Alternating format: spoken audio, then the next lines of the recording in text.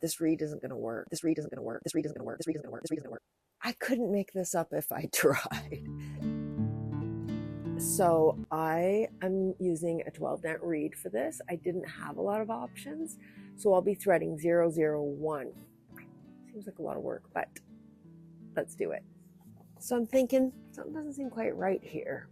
Kept going back in my head, 4 ends per inch, 4 ends per inch. This is right, it's right, but it's getting more and more wrong. Then I realized it's double weave, so I'm doing 8 ends per inch, not 4. So let's regroup, recalculate. I might need to use a different reed. Story of my life. Recalculation's complete. I don't need to begin again. I just need to go 011 instead of 001. So I'll just jiggle these around till it's right. Can't believe I made that mistake. Well, I can. I shouldn't say I can't. It's so frustrating, you know. It's not the end of the world. It's just evidence, you know. I've been talking about this a lot with people lately. You know, there's just so many places to make mistakes. And if you get it right, it's great. And if you don't, it's not the end of the world. It's just you really got to be able to problem solve. And I feel like I make more than my fair share of mistakes. I couldn't make this up if I tried. So I've gotten a good chunk done, like probably a quarter of this has been threaded.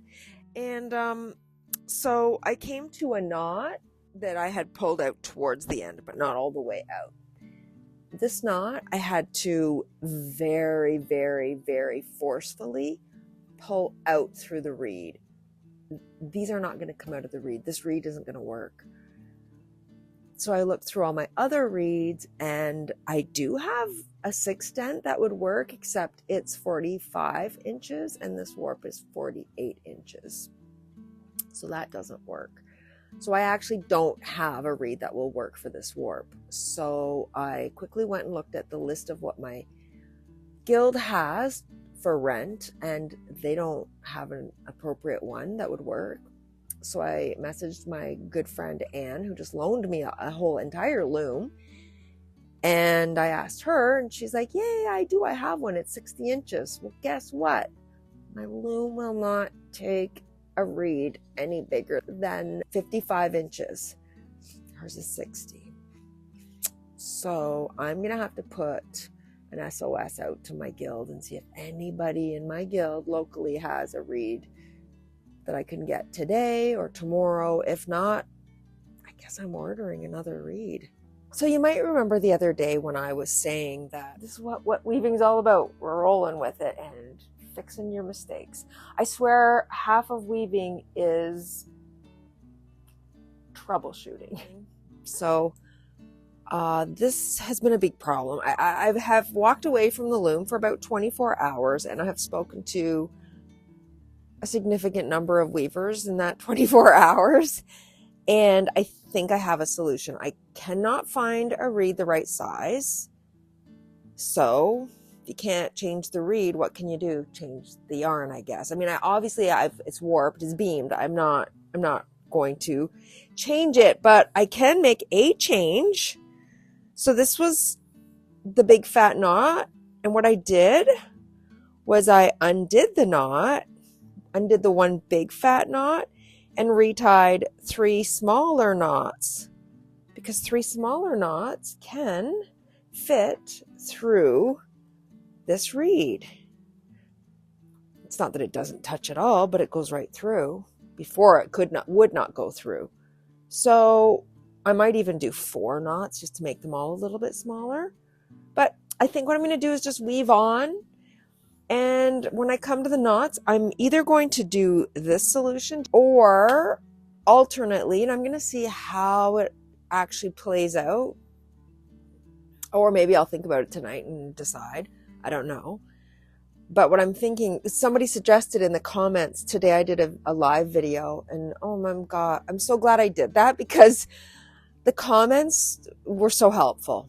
Somebody suggested is I could just beam on another beam. I do have a second beam I could put on this. It's just I don't really know where those threads are, so I guess it's hard to beam. But maybe as they come up the knots, I can have some threads that I can pull through, and then I can always switch back to the original thread, you know, as I get past the knot, I can switch back. I'm going to ponder this problem a little bit more, but I'm going to continue to slay the reed, and I'm going to finish that today. So that's one step closer at least. So I'm not 100% sure how I want to thread these last 2 threads. If what I first try doesn't succeed, I will try again. I just know that this is going to be the center of the double weave, and it's going to get, you know, compressed somewhat. So I'm trying to spread it out a little bit more. You can see the pattern there. At the very end, I left 2 spaces and added 1, and then 2 more spaces and added another 1. So, you know, if that doesn't work out, I'll just retie that end and we'll figure something else out. But this is what I'm going to try first. Okay, so I have tied up my sides here that connect to my reed, and I tied up my weight at the back so that the warp can't advance. Nothing can move here. Please don't take this to be me saying this is how you should do this. This is just how I do it. And where did I learn? I don't know. I just figured it out. I'm sure AVL has a much more elegant way. And if I read their actual manuals that came with the looms, I would probably know the way that they suggest, but I don't. I haven't read those books and I don't know. So it's just what I do. I mean, I've done 200 warps like this. It works for me, but you know, I'm not saying it's the best way. I'm just saying it's my way. Okay, so I'm going through and I'm tightening these. You can see I'm giving them just a little extra tug.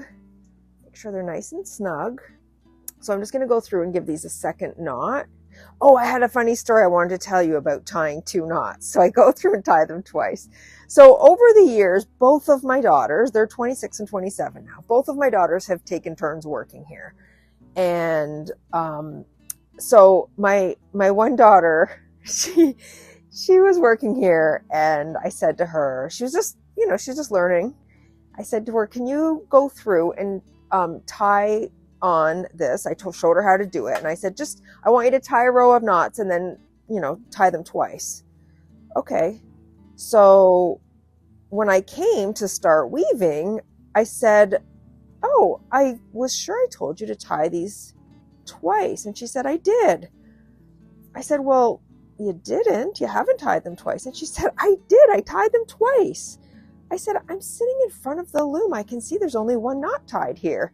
She says, oh, okay. So I thought you meant, this is what she says to me, I thought you meant tie the knots and then untie them and tie them again.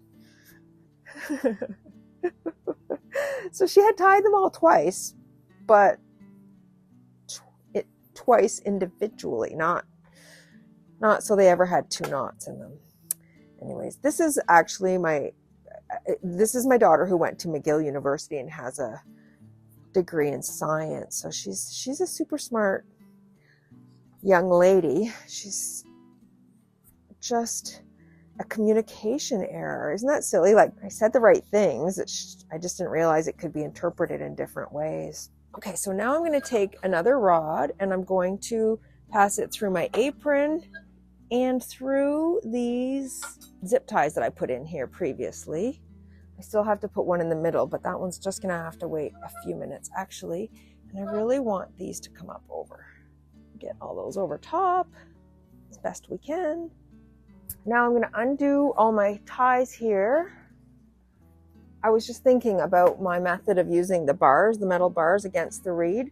I learned that from a friend of mine, Andrea Young, who has since passed away. She taught me that little trick, which I've used ever since the day she told me that it worked well for her. And I've never looked back. Okay, so I have a little more freedom of movement here now, so it's not too tight on that rod there. So I'm going to go ahead and put another rod here, another twist tie here towards the middle. Now I want this to stay. Actually, I'm going to leave it some space. Okay, so I've done a little tiny bit of weaving. You can sort of see the pattern starting to emerge. It's pretty big. I've double checked through the side, and I definitely have 2 layers of cloth happening here, which is nice. Salvages, I don't know. I'm not liking this at all. But I'm gonna see, when I kind of move, you can kind of see that pattern starting. This is definitely the problem, which is, what I figured. That's definitely going to give me a line in the center. So I'm going to take a little break, give it some more thought, see what I can come up with. I know I've heard about using fishing line there, and maybe I'll look at that. I'm not sure. This would represent where we actually want to see the warp. And next week, we actually get to the weaving part. There are more lessons to be learned. I did get a sample piece off, though. I'm really excited about it. If you haven't toured my studio yet, please do so here. And if you like peppermint patties, which I love, please check out this recipe. They're amazing. I'll meet you there. Bye for now.